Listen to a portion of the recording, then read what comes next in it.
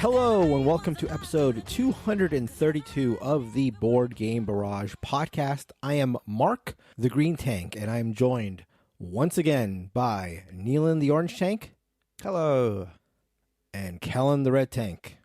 Wherever you go, there I am. There you are, and here he is, Kellen.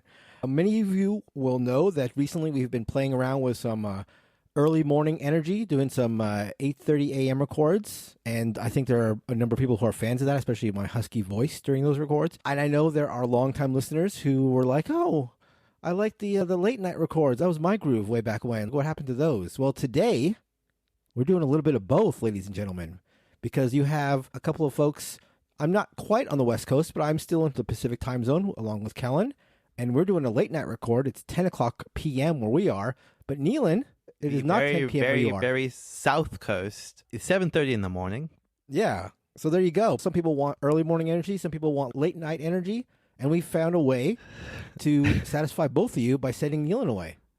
What more can you ask South Africa. It's the sweet and the salty, like salty black licorice. Yeah, that's right. Exactly. Perfect fusion.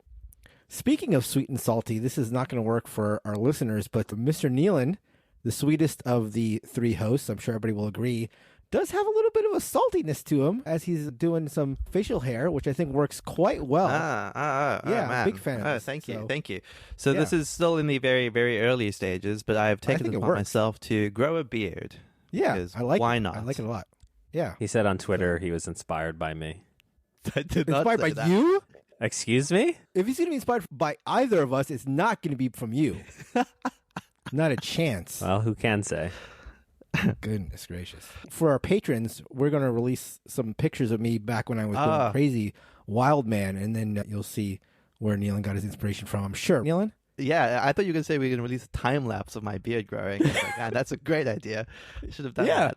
I know. I've done that before. I did a reverse time lapse, or not a reverse time lapse. It was time lapse of me like shaving off when I had a crazy beard, and then I shaved it down in pieces. Nice. That was nice. You're right. That is the perfect adjective for that. So on today's show, we are going to be opening up the mailbag. Neelan? No, you idiot. It's not a mailbag like that. We're opening up an electronic mailbag. Oh, God. We are I'm so behind the times. That's right. South Africa's throwing you back off schedule. No, we are going to be combing our feedback channel, which is on our Discord at boardgamebarrage.com/Discord, and answering some questions that have been left by listeners and Discord members in that channel. And so we'll be doing that later on. But before we do that, we are going to be talking about the games we've been playing. Neelan is going to start us off talking about Caesar, Seize Rome in 20 minutes. I will follow that with Symphony No.9. And then finally, Kellen will tell us about, I think it's called Dune, Arrakis, Dawn of the Fremen. Oh, you forgot the colon in there. We have been getting people who are not fans of a colon clarification, so I decided to leave it out, but I'll leave it to you to put the colons in as necessary. Yeah, I think that your editorial sort of rigor is not up to my standards, so That's we'll wait until that section. That's very true. Anyway, Neelan, tell us about Caesar. Yeah, so if, like me, you have never played the predecessor to this game, Blitzkrieg, World War II in 20 minutes, I'm going to explain Caesar in a holistic sense, so don't worry about any comparisons just yet. We'll leave that to Mark. But Caesar is a game by Paolo Mori. He of Ethnos. Ethnos. Tomato. Yeah. Libertalia. Yep. Libertalio. How dare you. So Caesar is a game for two players, and it is kind of what it says in the box. It's a game that sort of simulates a war for Rome, but it does so in a very, very short amount of time. I'm not going to say it's strictly 20 minutes. I have had games of this have taken longer, depending on whom you're playing with, Jason, but typically around that length of time. The premise of the game is you have a number of regions around Italy that are preceded with these little bonus tiles. Around the edges of those regions, at the borders between two regions, are specific symbols. And those symbols can either be a symbol for ships, a symbol for armies, a shield symbol, which represents a different type of legion. And then on your turn, you're going to place one of your tokens that corresponds with that icon onto a corresponding region on the board. You also have some tokens that are wild that can be placed in any of these icons. But crucially, these tokens are pulled from the bag such that you only have 2 or 3 on any given turn. So you'll place a token, draw back up at the end of your turn, pass the other player. Very, very simple. But when one of these regions gets fully surrounded by regions at all of its border points, that region is now considered complete, closed. What you do is whoever has the most strength in any given region, because what each of these tokens represents is strength on either side of this border. So imagine a line down the middle of the token and a number on either side. Let's say a 4 and a 0. So you're contributing 0 strength to one side of the border, 4 strength to the other. Whoever has the most strength in that region now controls that region. But the twist to this, if you were just the person that placed the token last, so regardless of whether you win or lose the region, as long as you're the person that closed that region, you get the bonus. So there's this trade-off between wanting to be the person that finishes a region, as well as being the person who has the most strength in that region. There are some other fun bonuses. For example, having 2 regions adjacent to each other means you also get a control token between those 2 regions. And the game is just a race to get all 12 of your control tokens out. So this starts to cascade very quickly, especially if you have regions that are adjacent to each other, and especially once you start to work in these bonus tokens. They do all sorts of fun things, from just giving yourself another turn, increasing your hand size so that you can have more options to choose from on your turn, or they have these very cascading scoring effects, where sometimes by taking one of these bonus tokens, you could be placing up to 4 additional control tokens if you've set yourself up correctly. So there's a lot that you need to be keeping your eye on based on what the other player is playing. Are they about to close a region that I need? Are they about to take control of a region I need? Some of these regions are worth more than others territorially. One of them, literally, Italia, has 2 control tokens in it. So there are a lot of fights that you're fighting around the board that start to turn very quickly, either for or against you, just based on the specific timing. It's a very, very simple system.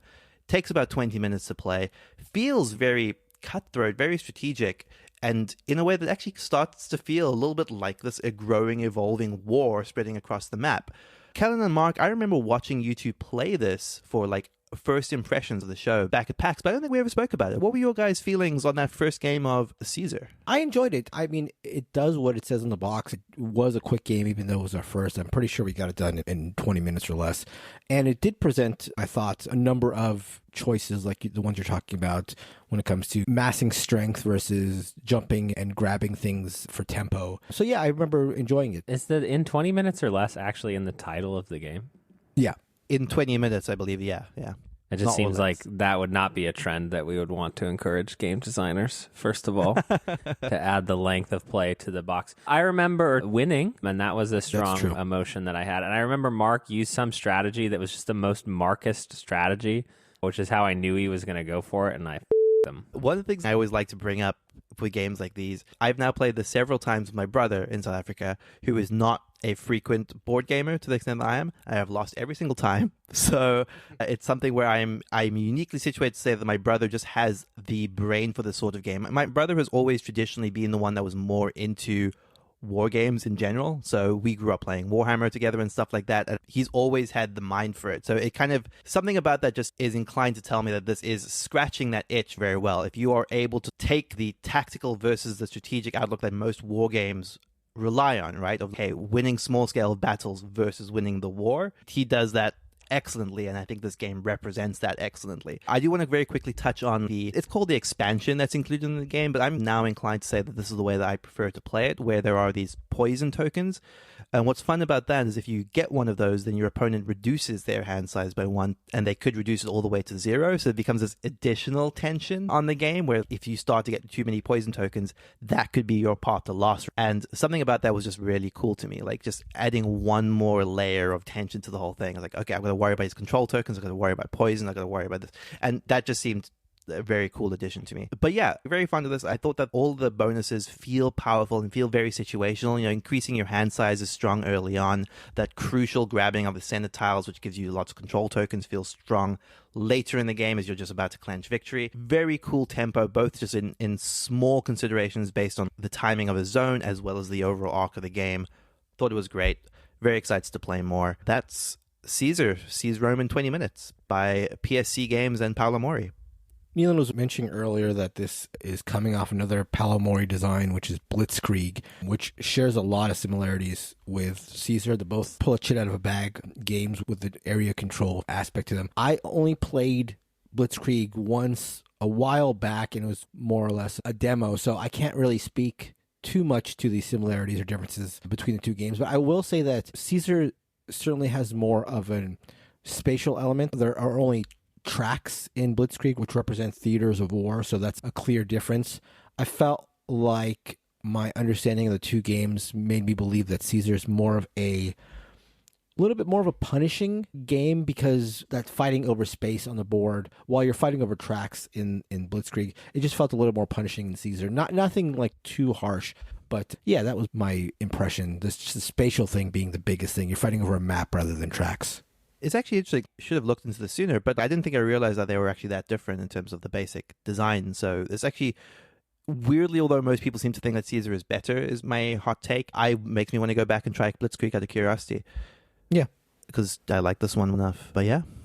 And they both play quick, which I think is one of the biggest pluses for Caesar. It's like, play so fast and so many choices per minute sort of thing. So I feel like you should at least give it a shot, I think. I just suddenly had the thought that would be hilarious if Paolo Mori had designed Blitzkrieg and found it actually took 25 minutes, but didn't want to put that in the box. So I just thought, you know what? We won't tell them that part. We'll just lie. I'm more impressed that Mark has now invented choices per minute, or CPM. CPMs. Yeah. As a valid metric with which to evaluate board games. I didn't want to reveal that until the trademark had gone through, but I just got notified that we're good to go. Symphony No.9 was a game that I was really curious about when I first heard about it years ago. I didn't know very much about it other than the designer was Frank Liu, who also designed the interesting and novel, if ultimately forgettable, Sweet Nose, which I covered back on episode 74. Why are you laughing at Sweet Nose, Neon? I don't know, just a funny name. Just a funny name. And that was actually the episode where we had Paul Deming, the Orcatank, as a special guest. So another reason to listen back to that episode. And then we beat her in Golden Geek as of 2022. Just a reminder. Oh. So harsh. I also knew that it was published by Modius Game Design, which is a Taiwanese outfit that has a history of releasing a number of likewise interesting games, including Flow of History, Mini Rails, Jiraku, Tulip Bubble, as well as Mini Express, which we all played and enjoyed and reviewed back on episode 122. So as long as you're going back, check that one out too. And finally, I knew that the theme fairly obviously had to do with classical music, which itself struck me as a pretty novel aspect of the game. But other than that, I really didn't know anything about it at all, really. I remember seeing it being demoed at Gen Con 2019, I think, and hearing something about it being, in the end, a pretty standard Euro or something like that, and pretty lukewarm reviews in general. And having that, along with the rarity with which I saw it in the United States, turned me off from seeking it out altogether. Well, I was unexpectedly presented with a chance to get my hands on a copy of this game very recently and felt that curiosity bubble back up to the surface, given that I still, frankly, didn't know much about the game at all. So I figured I'd give it a shot. So in Symphony No.9, you are patrons of the great composers. You've got your Beethoven, you've got your Schubert, you've got your Bach and Handel and Haydn, and of course, you've got Amadeus himself, Wolfgang Mozart. And so you're backing these artists, trying to acquire their compositions while hanging on to your fortune, even if that means literally having to sell your furniture off, and putting on the best royal concerts. So that's what you're trying to do. The way it works is that each of the composers sit on a track, with each step of the track having some number of cubes and a value. So, for example, Beethoven's first spot on the track might have 3 cubes and the value of 7, and then the next spot might have 1 cube and value of 4, and the next spot might have 2 cubes and value of 6. And so it's like that for each composer. And in the first phase of every round, you get to take 2 cubes from any combination of composers you want. So you can take 2 from one composer, you can split them up, whatever you want to do. The cubes represent your backing of that particular composer, and whatever value is revealed represents how popular that artist currently is. For example, in the example above, Beethoven might have started at a value of 7, but then once those 3 cubes in that first spot are taken, he drops to a value of 4 until that next spot is emptied, and then he goes back up to 6 or whatever. And I guess for those interested in historical fidelity, it's supposed to mirror how popular the actual artists depicted were during their careers. So the ebb and flow of Mozart in this game in terms of his popularity is supposed to mirror how it was during his life. So that was pretty interesting for me. Anyway, so you go around picking 2 cubes, and then there are 2 buying rounds where you can spend money buying 2 more of these influence cubes at a cost of 4 and then 8 gold, which is pretty significant.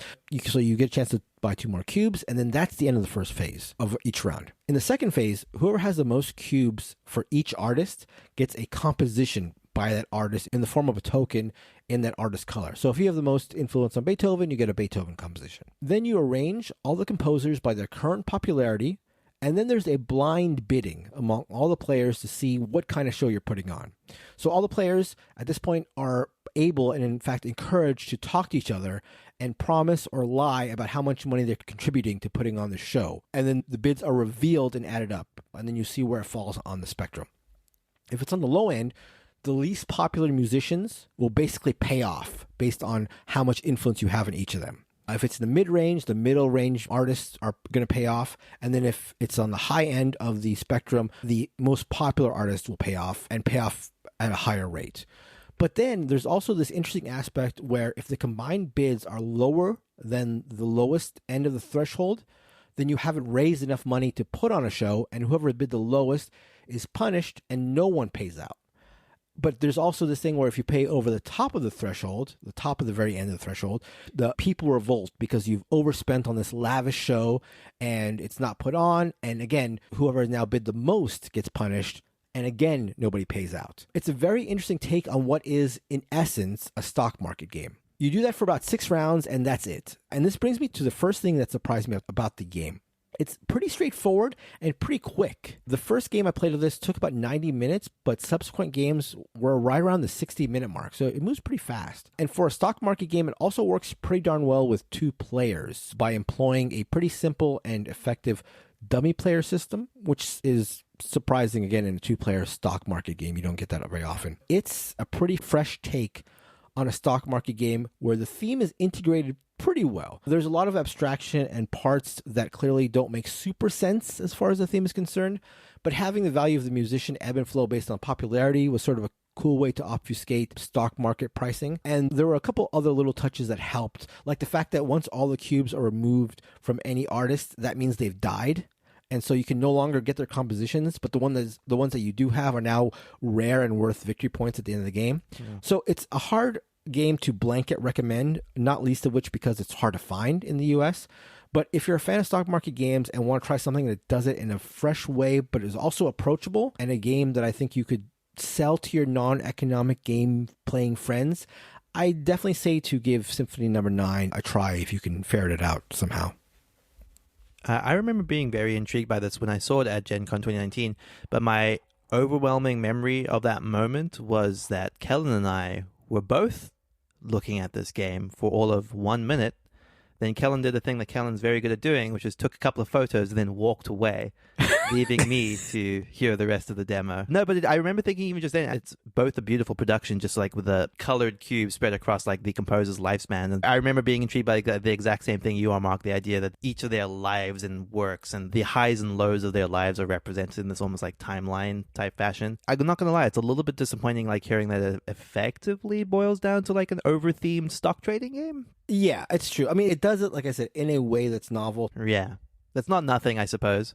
Yeah, it's not nothing. If you see that right away and you don't like stock market games, then it's going to turn you off, obviously. Maybe my description of it has turned you off. But honestly, going into it, I thought that it was a pretty standard Euro. That's what I thought I'd heard. And the fact there's a lot of cubes also lend to that, like, first opinion or first thought about it. But no, it's not that.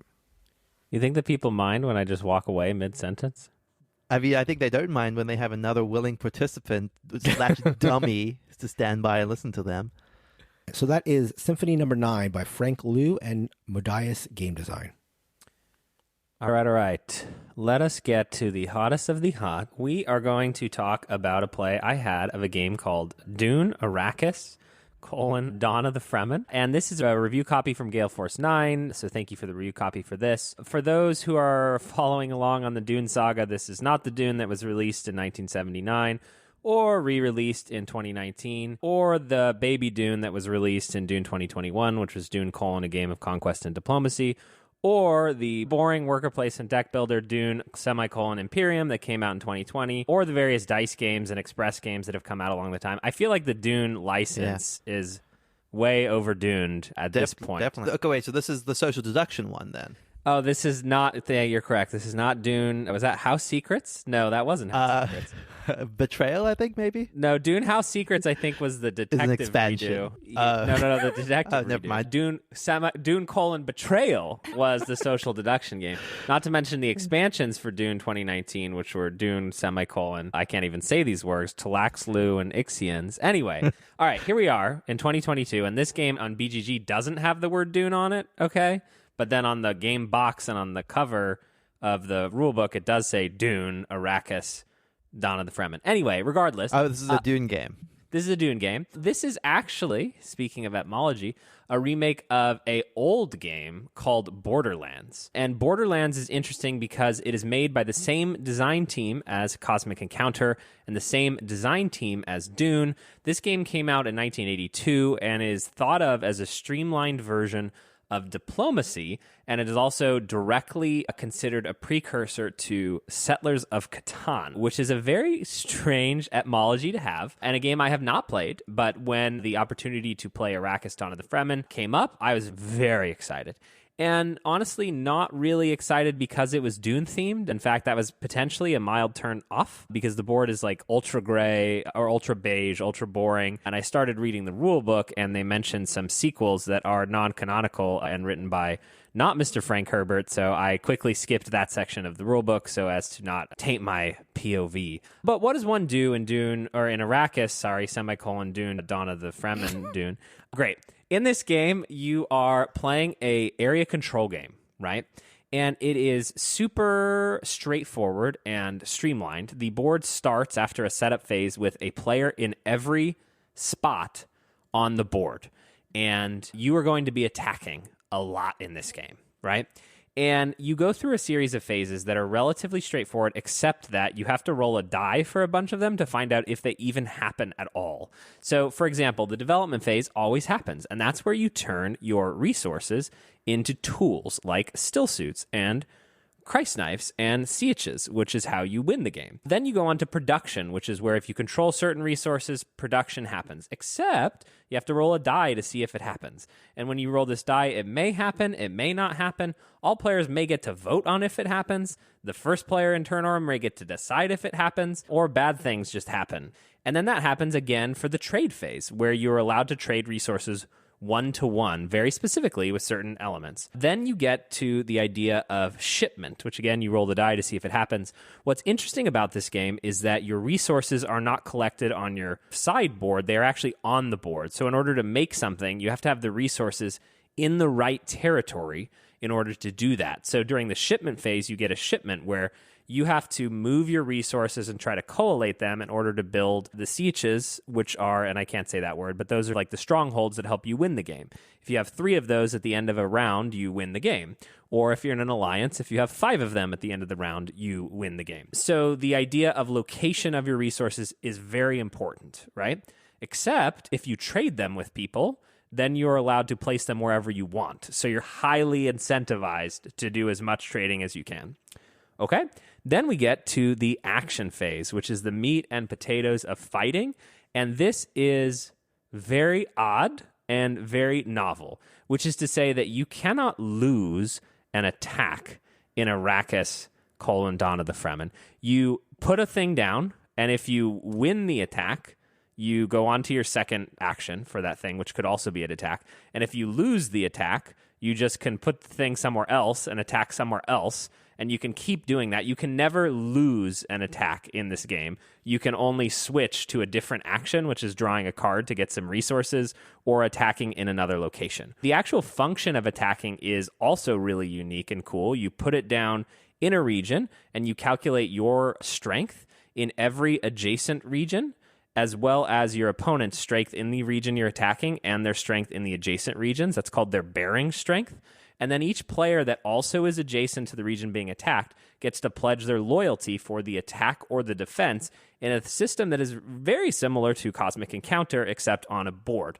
It works amazingly well here.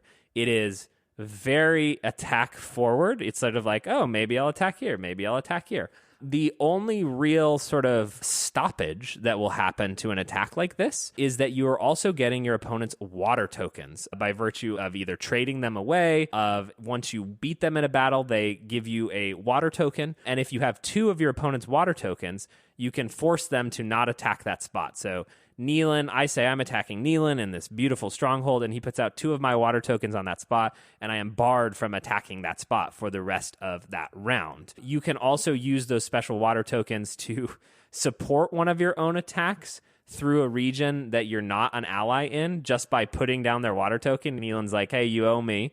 Neelan hands me back one of my water tokens and then uses my supply route to get to a location for an attack, which is really cool. The function of moving is actually also really interesting because you pick one worm and then that worm can pick up as many things as it wants along the way, Christ knife, still suits, people, resources, and then that is how they weave around the board. And then you can attack up to 2 times per turn, and then you have what's called the council phase, and the council phase, my God, I don't know that I understand. Again, it takes 3 strongholds to win the game, 5 if you're in a formal alliance. Formal alliances can only be ratified in the council phase, okay? And they must be unanimously ratified, which I don't understand how that's possible. And let me just read you. Okay, there's a whole host of things. I really liked this, right? It feels like Dune. It feels like area control is the forefront of what's going on here, and that we would have a very fun time playing this versus like Dune 2019, where area control appears like it's there, but it's actually much more of a asymmetric management game of who has the cards and tempo, where this is like very much a can I attack the right thing with the right supply route? But let me read you the council phase, and I swear to God, it's one of the main phases of the game, and this is all it says. This is all it says. You tell me what can be done. The council phase always occurs. After the last player has taken their action in the action phase, the council phase occurs. At the council, all players may discuss the game and propose modifications, which, if unanimously agreed upon, become binding for that game. End section. Crazy. So we were like, oh, now the worms can fly and they can go 10. Who wants to ratify my fate? And now the Christ knives can teleport across the board. I don't think that's what's intended at all. I don't know, because I haven't played Borderlands. I think to some degree some of this is intended. There is another section of the rulebook that talks about what you can do is you can say, oh, Neelan and Kellen can become allies, but instead of needing only 5, they need 6 now to win.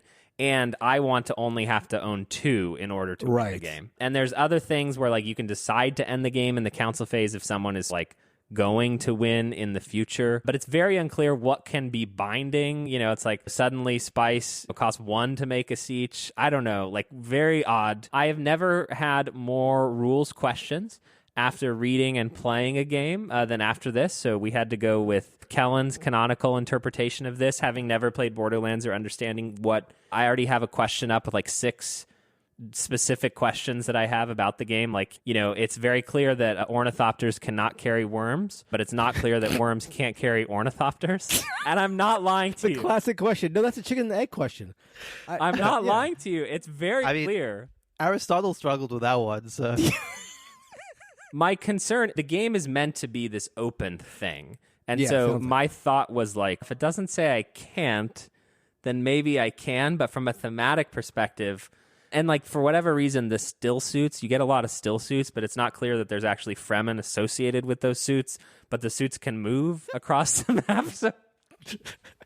I don't know. Okay. Arrakis, Dawn of the Fremen, has some parts of it that are really LOL random, right, with this die that's just happening or not happening. The scavenge deck is wildly unbalanced, which is one of the actions you'll often take. You know, one person's like, here, have 1 water, and then other person's like, oh, I found an ornithopter in the desert, and now I can just like literally go 7 spaces.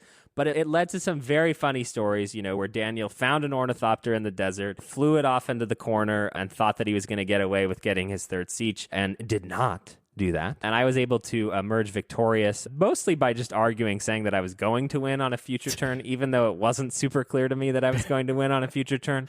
And everyone's being worn down. I wore them down.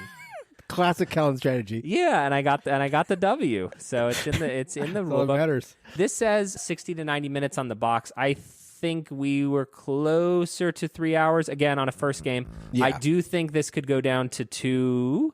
And I think that as you get better at it, things would happen more organically. It has some smart stuff that is pushing it towards the end game, which is that as more and more of these strongholds come up on the board, you only need 3 to end it. And near the end of the game, you can get almost anywhere you want just by using water tokens to make trade routes. Very intriguing game. I would say in the last year or two, one of the ones that I'm most excited about playing again.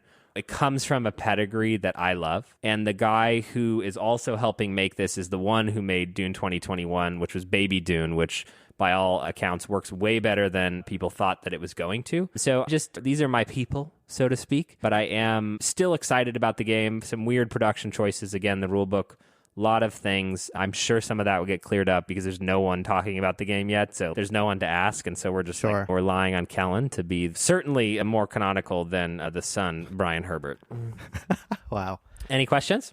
Yeah, so first of all, and you've already sort of answered this, but I was going to ask you the playtime, and then when you said initially the box says 60 to 90 minutes, that struck me as crazy because the game you're describing in my mind takes at least 2 hours, 3 hours. So that made a lot more sense to me. I'm torn. Well, let me ask you this question first. So you mentioned like how beneficial or how attack forward this game is. When I hear that, I'm interested, but I also can imagine people thinking, well, immediately this is not a game for me if it's so attack forward. You also mentioned that you don't really get punished for failing an attack, right? Yeah, like not at all. Like not at all, it's right. so weird. You don't even say like I'm attacking here and then something happens, and your action is used. It's just literally like I'm attacking here and then you do all the calculations and find out you don't win and then you just change where you attack.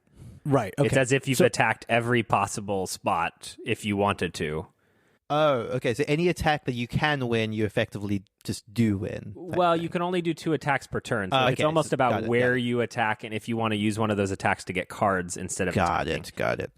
Gotcha. And if you commit to an attack, then the only thing is then they can use their water tokens to oppose you.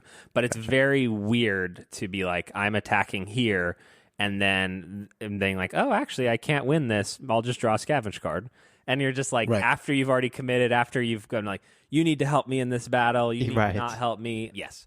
So I do think that limits the audience of this to some degree.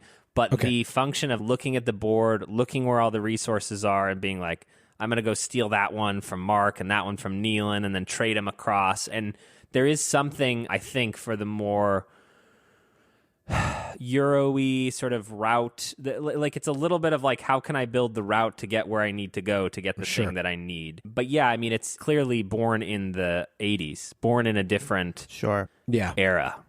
It's funny because I was looking into this when you mentioned, because I'd never actually honestly heard of Borderlands, and now to find out it has this like pedigree and it's like perhaps a progenitor of Catan. And I found out that another game was made that re-implemented Borderlands called Gear World back in 2013, which apparently arrived with a thud by Fantasy Flight Games. I guess this one's too early to tell how it'll pan out, but I also feel like I have to mention how intrigued I am by this council phase. Part of me feels like it is like really super janky and like the designer saying just do whatever you want here and maybe, but it's also really intriguing. I can't help but like the idea of like if you can agree on a new rule, it happens. That's just cool on some level.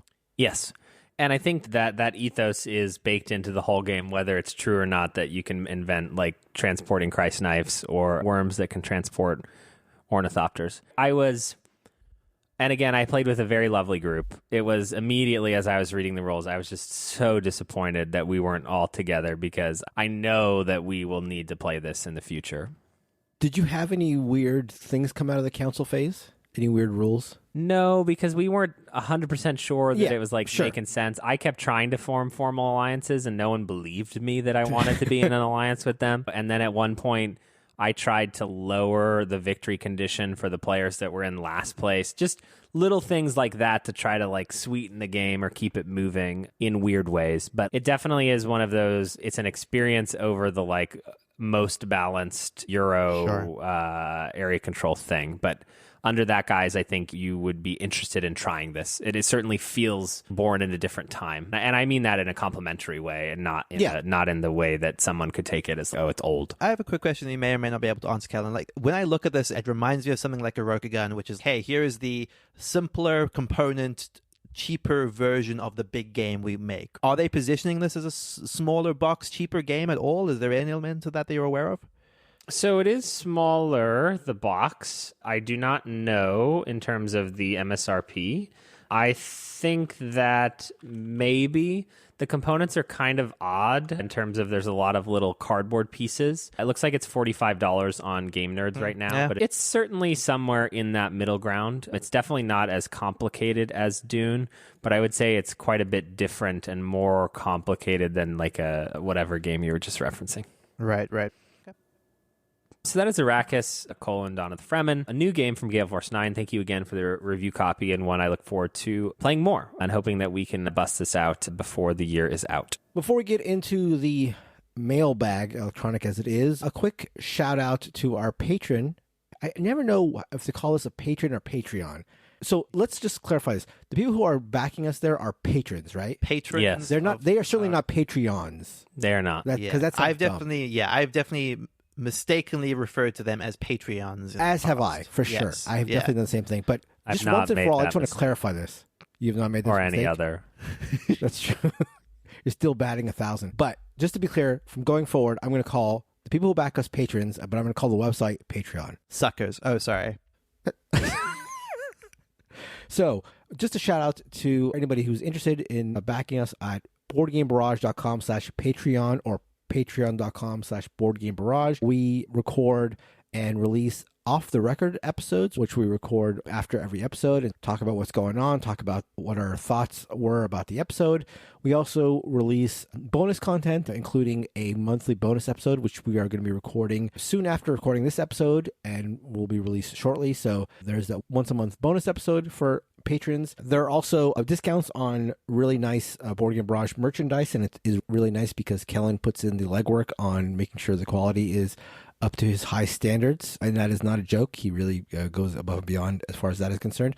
There's also access to our patron-only Discord channels, which are among my favorite channels on our Discord. Whenever I am looking to kill some time or talk board games during the middle of the day, I open up the Discord, and one of the first places I check out are the Patreon channels, because I think those are some of the most interesting and Spiciest.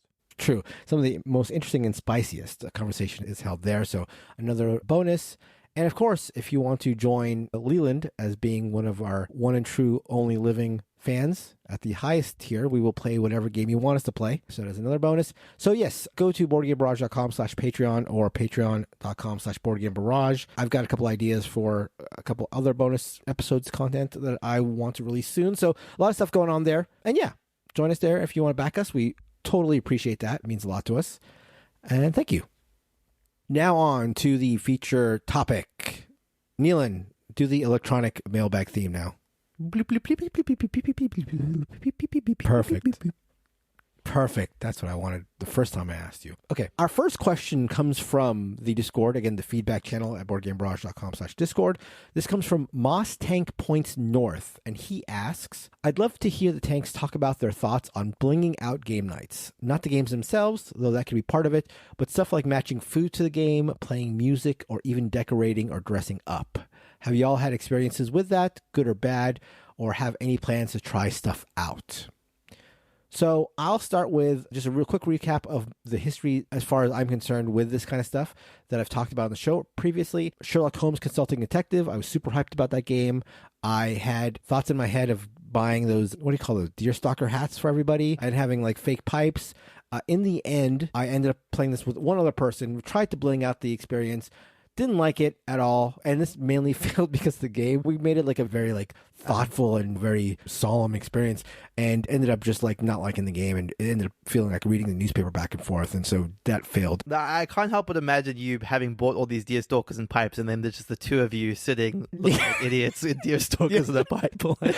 Exactly.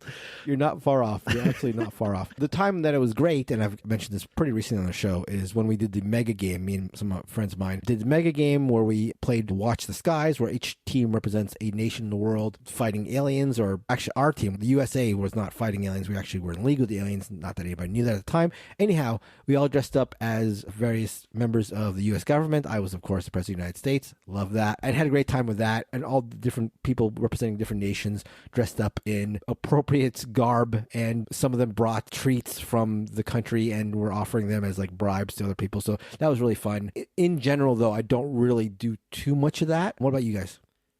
I don't know that I've ever done this. I think the most I've ever gone as far as music is matching music. Like, I will definitely put on like generic fantasy music when we're playing Gloomhaven, Lord of the Rings stuff when we're playing anything Lord of the Rings related, or most memorably throughout the entirety of playing Dead Reckoning, had Assassin's Creed sea shanties playing in the background, which was perfect. Absolutely perfect. I remember finding like a 3-hour long YouTube video of just like someone playing Assassin's Creed and sailing around in the ocean. So it's just like the sound of the ocean and the crew working the ship and them all singing sea shanties. It was just perfect. It's like just the perfect like atmosphere type music for that. But definitely never gone more than that. I've been the most tempted by this in the context of Blood on the Clock Tower, which is actually shipping out now after 3 years of being on Kickstarter. And I always just imagined that the first time I did Blood on the Clock Tower, it would be in a dimly lit room with candles and, you know, having set up the thing like appropriately in the circle and everything like that.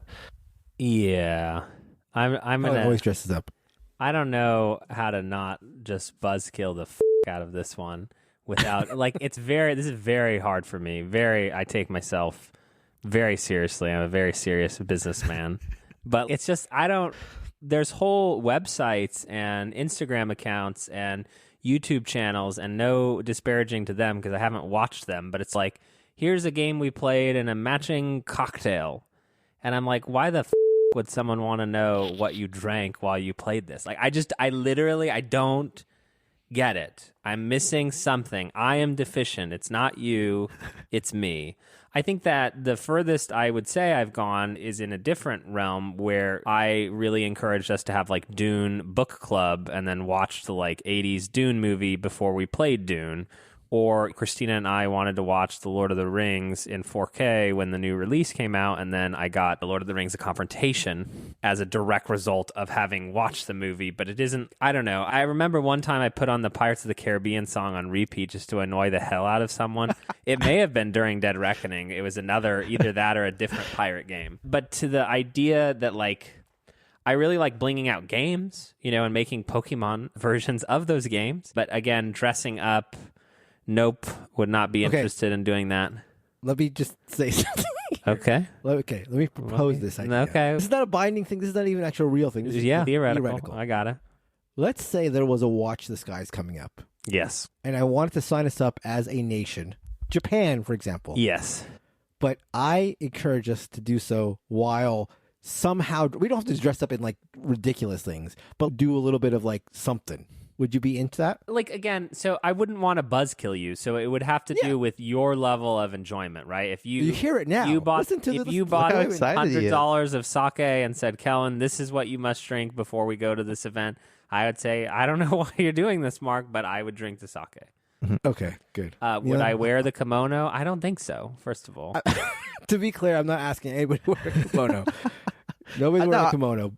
I would definitely go along that. It probably wouldn't be something that I would do of my own volition, but like in a group of like-minded, excited people, I'm definitely the sort of person that would be. Yeah, absolutely, I'll do that. Not a buzz killer, Calvin. To what end? I would say to you guys. To what end? I can see a text chat. We have a chat going on, and I'm like, "Hey guys, I signed up for us for Watch the Skies. You guys in?" And Neil's like, "Yeah, I'll do it. I'll be the Secretary of Defense." And Kellen's like, "To what end?" Yeah, that's exactly right.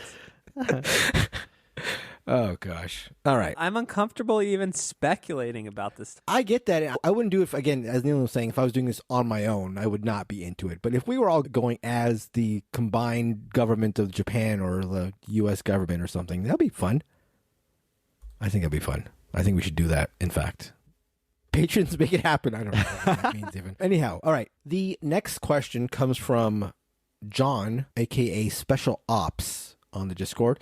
And he asks, a little question for the tanks. With the pretty steady flow of new games you play for coverage on the pod, what's the last game that really caught your attention and made you return to it repeatedly? Anything you've wanted to really deep dive rather than moving on to new games? Seems like Race for the Galaxy recaptured Mark and Kellen's attention a little while back, and I'm curious how often or when that has happened otherwise. Best most recent example for me of this was twofold. The Great Zimbabwe. There's a point in time last year where I and a core group with a couple of rotating players on the Discord were playing this repeatedly digitally. This is available on Board Game Core, which is not as great interface-wise as Board Game Arena, but regardless, it was good enough for it to allow us to play this in quick succession, and we ended up playing probably close to 10 games of this, just one after the other, and it really it can't help but deepen your appreciation and enthusiasm for a game. But in the case of the Great Zimbabwe, I knew that there was depth to this that was just waiting to be plumbed based on just everyone's impression of it and based on the pedigree of the designers, obviously. And it was a hugely rewarding experience. I came away being very aware of the strengths of the different gods and the craftsmen in that game and which ones are the appropriate ones to grab at the appropriate times, and really loved that. The other one for me was born out of curiosity of Tigris and Euphrates. I've mentioned before that I'm a huge fan of Yellow and Yangtze. I played that a bunch, especially when it was released digitally, but I had this nagging feeling that I was curious to know if Tigris and Euphrates could come out on top as the one that is generally more loved of the two. I definitely don't know that I'm there yet, but have now played that also several times through, God, there are so many different implementations of this. Most recently on Board Game Arena, which is now probably, I would say, the best place to play this. I don't think it's out of beta yet, but regardless, Tigris and Euphrates, now having played that 5 or 6 times in the last few months. Also, again, I don't think it's going to supersede Yellow and Yangtze for me, but I definitely benefited from just deeper appreciation of its systems, which for some of these games, especially I would say older games in that realm, you can't really get to without several plays. So I'm going to piggyback off of you right now because one of my answers for this was Tigris and Euphrates, which I was like you wondering where it fell versus Yellow and Yangtze, and I followed on the other side, especially now that I've played it a couple times again. My love for Tigris and Euphrates has really grown after getting a chance to play it a couple times, one after the other again on Board Game Arena. Just really love that game, and I do think it is superior to me to Yellow and Yangtze. Another game that I have gotten a chance to play a couple times on Board Game Arena and has piqued my interest and wanted me to dive back into it is Great Western Trail. I've enjoyed playing that again after having a couple months away from playing it, and the chance to play it again on Board Game Arena one time after the other. I don't think it always works for games because there are certainly games on Board Game Arena that I've dove into and then realized, wow, there's not much to this game and I'm not really interested in playing it more than once, and I know why I've let it go. But getting the chance to play good games over and over again and without having to set them up and organize schedules is really like a boon from Board Game Arena for sure.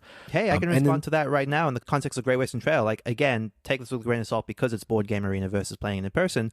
But I feel like after playing Great Western Trail 2 or 3 times on Board Game Arena, not soured my opinion of it, but convinced me, like, I don't know that I necessarily want to play this again, actually, which is a game that I was pretty excited about after my first physical play of it. And then one just in real life example is I recently got a chance to play PAX Premier 2nd Edition and reignited my desire to play it more. I think maybe some of the spirit of the question was maybe towards new games that I've wanted to stick around with after playing them for the first time. And in that respect, I think the one that has stuck a little bit is Cascadia, just because I've enjoyed every time I played it, and it is a game that I can introduce to people pretty quickly. The rules explanation is not too tough, and so getting into it with pretty much anybody who's interested in playing any type of game has worked out pretty well. And of the newer games, Cascadia is probably the one that stands out. I think I'm probably the anomaly here where this isn't potentially how I play games or really that relevant to me, except in the context of playing like 2-player games with Christina. I think we recently went on a stint of playing Pinata a bunch of times, which is a reimplementation of Balloon Cup. And I really enjoy sort of the shallower decision space where you still find a new strategy a couple more games in a way that's like just satisfying from like a card combo perspective. I think Christina and I go in and out of flights where we just play Innovation, like back to back 3 or 4 or 5 times, which again is both of our favorite board games. And I think Innovation is like uniquely suited for that. I would say that Home Worlds is the closest thing that I still have not gotten Christina to try yet that I'm hoping could maybe be one that we could just set up and continually play. I think in large part because the rule set is simple, but I don't yet understand it, that it feels like it has that potential appeal after playing it a few times with Neelan. And then the only other thing that comes to mind isn't one that I actually own anymore, but I've been recently thinking about picking up Dominion in one of the like super new expansions just to see what's going on with Dominion. Christina and I have never really explored it as a 2-player game, but about 6 months ago I played a round with my brother and just remembered how fast and fun it is in playing it in a 20-minute window and really having a different experience each time. But for me, I think that even as part of the podcast, like the way that I play board games has changed, where I'm often playing new games 1 or 2 or 3 times versus really diving into these games. And I think the games are designed around that, kids. For sure. I mean, I think it's why I specifically called out like Tigris being an older game, because I don't know that more modern games demand that as much as games like of that era used to. As for newer games I'm intrigued by to do this with, Imperium the Contention is definitely a recent one. A, because of the function of just there being multiple factions, and because there does seem to be increased depth to knowing those decks and what's in them backwards, knowing all the powers that a given faction has available to it. And the decks aren't that large, so you could get there after a couple of plays against the same faction, for example. And then the other one that came to mind was Mind Management. So Mind Management is a game where I think if you were to play that repeatedly with the same player, like just as a 1v1, and the game actually encourages you to stick to, these are 2 asymmetric factions effectively. The game encourages you to stick to one of those factions and just get really good at being that faction versus your opponent who's playing the agent or vice versa. And that was definitely one where I kind of felt like, yeah, I could see the long tail of this, where you both get really good at it and your meta evolves like in the process. And finally, Second of the New, who is a longtime contributor to the Discord, said, I think one of the most valuable things that a reviewer can give me over time is to create a personal profile of their likes and dislikes. I think the tanks do a good job of mixing positive and negative reviews, but I would be interested to hear them explicitly, Kellen, define their tastes and offer some specific examples of their reviewer profiles. I love and I hate those games can go themselves. There you go. Wow. Literally following the explicit guideline. I appreciate that, Kellen. So we thought that maybe the best way to succinctly do this is by going over our own writing, what we've published in black and white on our website. So we have an about on our website somewhere where we have encapsulated what we thought, at least when we first started the podcast years ago, we encapsulated what we thought each of our player profiles were. And now we're going to go over them and see if we were lying this whole time. Yeah, I think even as a function of how things may have changed, this is fun. But I also think that these were each self-written. And I don't know that I agree with your tastes as written by you. Okay. So this is a good opportunity for us to air this out and maybe come up with new definitions that are on boardgamebarrage.com/about. Okay. Sounds like you might have them. I have them up. So we're going to go around and read each other's definitions and then discuss whether we think they still hold true or not. And so I will jump in first with Neelan, and I will not do a Neelan voice, so this will be Neelan in the voice of Kellen. I would love to hear you try to do a Neelan voice, though. Well, I would too, to be honest. think that people would be a little blown away. For and one against. They would have to stay sitting down, let's just say. Neelan, the orange tank. He loves Euro games with a strong puzzle element, but also negotiation and social deduction games. His favorite games include Resistance, A Feast for Odin, and Gloomhaven. Okay. So, my first issue with this, of which there are many. Okay. No, it's okay. It's not a complete thought, first of all. Okay, and this isn't just a criticism. It's like, Euro games with a strong puzzle element. I'm with you. But there's not really a way that negotiation and social deduction feel additive to that. And we're going to get to Mark's, his is worse than yours, Neelan, just to be fair. So don't worry about it. Don't worry about it. But I want to see how I can combine Euro games, a strong puzzle element. I'm with you. Negotiation and social deduction don't fit into that in any way that feels like a 1-2 that makes sense. Mark, do you feel like this encapsulates Neelan? I don't think really the second part has to necessarily build off the first. I mean, it could be just two different tines of the fork. Yeah, defending yourself here. I know in advance. Yeah. I'm building my defense through Neelan right now. I understand. I don't know how much I think Neelan is a huge fan of negotiation. I don't think he hates it. I don't know if I think negotiation Neelan. I don't think he backs away from it. I don't think he dislikes negotiation games, but I don't know how much he generally loves them. I think social deduction, although we don't play them as much, I do think he enjoys them certainly more than me, maybe more than you. I don't know. That is up for grabs. I think that the negotiation part is definitely the part of the sentence that's like standing out to me. I think to Mark's point, yeah, these are not connected thoughts. I like social deduction games and I like puzzly Euros. It's not right. I'm not dumb. Like, I understand that. I'm saying it's not concise. It's not. No, totally. It doesn't paint a picture of me necessarily. Yes. Yeah, I get what you're saying, because they're almost like opposed thoughts put together. Because they literally are, actually. Because this is what we spoke about in the negotiation episode. It is interesting, Mark. I do think the negotiation component of that was maybe born off of some games I'd played for the first time around the time I wrote this, like in the realm of an archipelago. But in my head, it was like, oh, I like this style of game. But to be fair, I think I've played now a lot of negotiation games since then where I think your reaction is exactly correct, Mark, where I'm like, this is not really necessarily adding that much to the game. That said, I do like it when it's done well. And this is, again, what we spoke about a couple episodes back. Puzzly Euros, I think, is probably still the biggest encapsulation. I like a game that feels like a puzzle. And I think if part of that is, like we were talking about in the context of Septima, is like, hey, what is the optimal time to do this action so that it then fits with the optimal action to take next turn, which then changes with the optimal action to take the turn after that. That's what Solkian is, which for the longest time was my favorite game. Like, I love that. That's one of my favorite chaining of actions in an optimized way is one of my favorite mechanisms. It's what Scythe is, for example. I think that's the biggest single encapsulation that I think feels most unique to me of the four of us. Yeah, so a couple of things. Efficiency feels like it's missing, because I do think you enjoy that. The forward planning nature of it, I think potentially could be incorporated here. Sure. But I do struggle with you because it is like you're the most happiest out of all of us, like doing your own thing on your board and building something. Absolutely. You also, like, you don't shy away from like a Dune or the really heavy combat-y stuff. So I wouldn't say that like it is only it, but I would say that of us, at the very least, if there's I'm building my own kingdom and you're building your own kingdom at the end of the game, but we're going to take an Instagram photo of our kingdom, that would be more of a Neelan thing than either of us. Totally.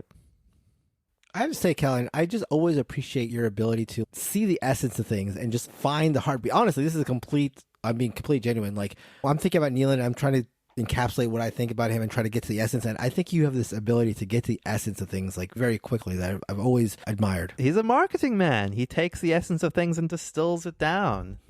Or I've just written out extensive notes for the last few hours because I knew what the topic was. All right, now that I've buttered you up, let's talk about me. Neelan, you want to read this one? Yeah, absolutely. Mark, the Green Tank. He's an omnigamer, enjoying everything from light party and card games to ultra-heavy economic and 18xx train games. His favorite game is Biblios, the greatest game of all time. He also really likes Arboretum, A Question of Scruples, and 1830. So many problems, right, Neelan? Oh, God, I mean, endless. Like, it's not nearly as concise as mine is. Yeah, and there's just... I don't know how there can be 20 problems in a 19-word description. The thing I find the most interesting about this is, like, specifically calling out Omnigamer is interesting because I do think that, like, I feel like that's a label I would apply to all of us to some extent. Like, I don't know that there's a genre of game, and maybe Kellen is the most averse to very specific genres of any of us, but I don't know that there's a genre game that any of us, like, shies away from necessarily. That's true. I would 100% agree with that. But yes, I do think, like, as soon as you have ultra heavy economic and 18xx games in here, like, that's my mark, is the guy that will never shy away from a game no matter how heavy it is and however dry it seems. Based on your description of Symphony No.9 earlier, I am a little bit like, I want to play this, but like, that's not a turn off to you at all. Sure. Yeah, I think that and again, some of this is like dictionary, like grammatical stuff. The way you frame light party games to ultra heavy economic, I think, is actually a not doing enough service to how much you like economic games, to the point that I think that should almost be somehow encapsulated as a main point of what you're saying. But I do think that, like, your ability to go party to ultra heavy is relatively unique, but I think to some extent all of our abilities to like party games. It's like, even as like half of our audience is like, why are you talking about party games? And we say, shut the up, like, we like party games. Not to the audience. Never. Yeah. Especially not to patrons. A lot of cussing happening here. But I would say that the main thing that I have noticed over time is that the amount of luck that is contained with a game has to be sort of commensurate with the sort of investment And that is one of the most important components to you. As in, a light game can have a lot of luck and you're totally fine with it. But as we move up the spectrum, your tolerance for luck goes down to 0. And I would say that's true. Enough that it's like there's maybe it's an element of fairness where it's like there's sort of a level to the investment in what you're doing. And the higher it goes, the more it has to reward the more cunning player. Yeah, I 100% would agree with that. I don't know how that would be codified again in 2 sentences, but it's like... Yeah, that would be my argument against that. No. I do think it's very relevant to the spectrum of what you're talking about because it has to, the amount of luck, regardless. No, but I agree. That is a very clear aspect of the types of games I like and what is a good game to me or what I would accept in a game. Yeah, I think that's very, very true. But it's also the lighter card games that you like are still the ones that are pretty conniving or auction-y or economic-y. They aren't very loose. They're often not very loose at all. They're typically very tight. And then I think the other thing that's potentially worth mentioning is that you do appreciate the historical component of a thing, and that's not just flavor text, but it's from whence it came, whether it's from the etymology of the game itself or from the theme and where it's placing it in real life. Right. Enough that, again, these are more sentences, but I do think that's something that you have come to like more. Yeah, and it's funny because I went in with my guard up, but you have convinced me. I agree with everything you've argued here. Look at that. Except for when I told the audience that they could off. That was all Mark, not me. Right. Okay, so let's talk about Kellen, Nealon. So Kellen, according to his bio, is the Red Tank. He's a social gamer who prefers mean and interactive games where you have to fight your opponent to win. His favorite games include Innovation, Cosmic Encounter, and Cthulhu Wars. All wrong. Doesn't sound like him even a little bit. No, I mean, if I'm going to be perfectly honest, I think that is a pretty good one-sentence encapsulation of Kellen's values. I would say that the one thing that has come up repeatedly over the course of the podcast that is not encapsulated here is Kellen's profound love of simplicity. And I mean that in the most every design should be as simple as possible and no simpler, right? It's something that I didn't think is necessarily conveyed here, which I think is a very core part of Kellen's appreciation for a game's design, is how, to use the bad word, elegant the rule set is. But yeah, I think it's a bad word. First and foremost, Kellen loves interaction in games, and interaction that is significant, as in I will do a thing that will elevate my position and hurt your position, and not in a take thatty sort of way, but in a, hey, the right play is going to hurt you and help me. Right. What do you think about the word social? I think social gamer, I think that 2-word phrase maybe puts across the wrong. Maybe that's maybe what it is, but I think the intent, right, is that a game to Kellen is about the people at the table. Yeah, I agree with that. The phrase, he prefers mean and interactive games. I would probably even just cut the mean part out. Just, it prefers interactive games. And social gamer makes it feel a little too party. And that's the thing. I actually had this thought when I was listening back to the last episode about sidereal confidence, and I was trying to convince Kellen that he would like to play a 9-player version of this. In my head, that's the ultimate Kellen experience, right? A loose game where he's running around the table talking to 8 other people that are all playing the same interactive game. But then as soon as he shot me down, I'm like, I don't know that Kellen loves just the social side of gaming, because in my mind the game part of sidereal melts away in that context. But then as soon as Kellen was like, oh, it's a cube pusher ultimately, that's my Kellen voice. Wow. Thank you. Kellen has said that there's times where he would prefer just talking totally to playing games, and he's certainly a social person, but the social gamer, I think, is maybe not evocative of the way that it's meant to be said. Would you agree with that at all, Evan? Yeah, I've called you somebody else now. I think that social gamer, to Nealon's point, is an attempt. Again, these are a lot of putting a stick in the sand and saying, this is who I am. And social gamer is meant to say that, the game is your friends and not the game, you idiot. And then I think the mean thing is a bit more of a signpost. I actually don't, if I have to be mean to just one person, I've actually come off of that cliff a little bit over the last 5 years, I would say. I will say that the sort of opposite, which I think is also helpful, is I think that the word puzzle actually is a big turnoff for me, and one that is prominent enough in the space that I might even put it in here to some signifier. Yeah, and it's the means to the end is not who can sort out how all of these actions interface with each other, because that's dumb, and who would like that? But that the actions are transparent, and that presents the opportunity based on Mark going trade and Neelan going move, and then what will I do as a response to those things? The way that maybe I'm just saying the exact same thing you were just saying, but to me it's kind of like the idea that like if you have a giant piece of machinery, like I'm the person that's looking at every lever and every button and trying to figure out, oh, I love the way that this interacts with this system. Kellen wants all of the controls to melt away and just be like interfacing with the people, with all of the mechanics like basically out of mind. The second you're asking someone like, hey, how does this rule work? The game has failed on some level. Yeah, I think that's right. And so I think that could be rewritten. Yeah, I think this could be upgraded, certainly. I don't hate it. I actually don't hate any of them, to be fair. I think, again, Mark's being the worst because he's just like, I like everything from everything. Also, I like 18xx games, so remember, I like heavy games. That's another way that you could rewrite Mark's description. But no, I think we should take it as homework assignment to come up with an update. I think these are in our media kit too, which goes to the publishers. Those mean people who send us review copies in exchange for us to make colon jokes over and over again. No, I think these are decent. But I think anyone who's listened to the show knows where we're at. And so I do think that framework that Second New said, where sometimes it's like what you like and what you don't like. And I think that's what mine is missing the most. But I think these have been upgraded a little bit and not changed maybe as much as I had expected when we went into the segment. So that is going to do it for the show. You can, as always, find us on all forms of social media. We're on Facebook, Instagram, Twitter, all that stuff. If you want to talk to us directly, you can find us often at BoardGameBarrage.com/Discord. If you want to stay within the Board Game Geek ecosphere, you can find us and have a more forum-like conversation at BoardGameBarrage.com/guild and go to the Board Game Geek guilds. If you want to get in on some of the bonus content that we put out and support the show, you can do that at BoardGameBarrage.com/Patreon or Patreon.com/BoardGameBarrage. A big thank you as always to Heart Society for our intro and outro song, What's on Your Mind, Kid? And until next week, goodbye. Bye-bye. Good night. Or good morning, Neelan. Yes. Happy to see you.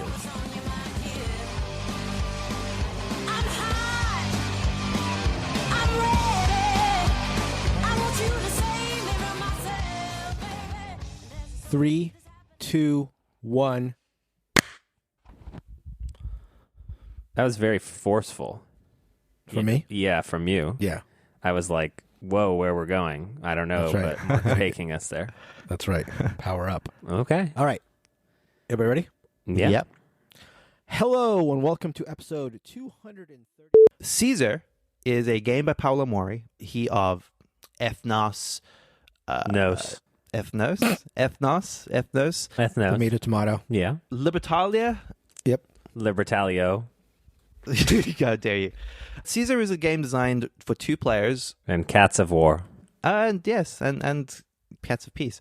Space Cat. No, Peace? okay. No, sorry. I was uncomfortable saying that joke, so I'd feel better, Mark. If you, yeah. No, I think we should keep all of the bad Kellen puns in. No, I think that we tighten up your guys' humor, and yet somehow all the things I say make it.